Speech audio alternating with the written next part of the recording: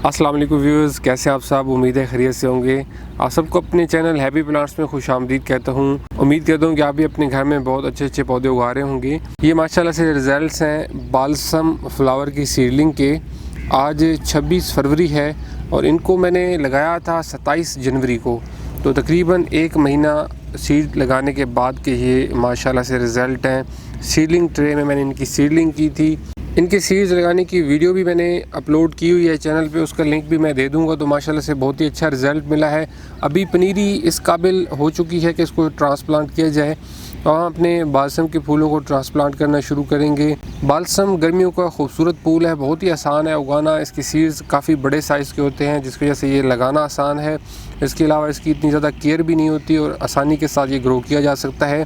तो अभी ये इसको ट्रांसप्लांट करेंगे आराम आराम से, जो है वो मैं अपनी सीडलिंग्स इस तरीके से निकालूंगा। तो ये देखिए कि माशाल्लाह से खूबसूरत एक सीडलिंग निकली है। तो बालसम को गमलों में भी लगाया जा सकता है और इसको किसी क्यारी वगैरह में भी लगाया जा सकता है। इसमें मैंने ये मिक्स कलर लगाए थे। अभी मैं 6 इंच के ये मेरे पास गमले हैं, कुछ पौधे इनमें लगाता हूँ, कुछ इनको हम क्यारी वगैरह बना के उसमें भी लगाएंगे। तो ये सीडलिंग ट्रे में से निकला है, तो इसी मिट्टी के साथ ही इसको मैं अभी इस गमले में लगाऊंगा।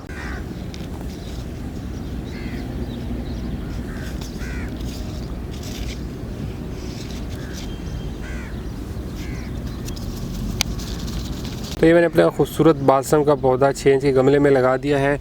बालसम फूल के लिए 6 इंच का गमला बेस्ट रह जाता है, इसमें ये अच्छी ग्रोथ शो करता है। अगर इससे बड़ा हो तो और अच्छा है, लेकिन मेरे ख्याल में कम से कम जो 6 इंच का गमला है वो इसके लिए होना चाहिए। इससे छोटे गमले में फिर ये इतनी अपनी ज़्यादा प्रोग्रेस शो नहीं कर सकेगा। जब ये क्यारी वगैरह में इनको लगाया जाए, ज़मीन में लगाया जाए, तो ये और ज़्यादा अच्छी ग्रोथ दिखाते हैं। एक चीज़ और है कि जो बालसम का फूल है ये पत्तों के अंदर से निकलता है, तो इसको बहुत ज़्यादा फर्टिलाइज़र की ज़रूरत नहीं होती।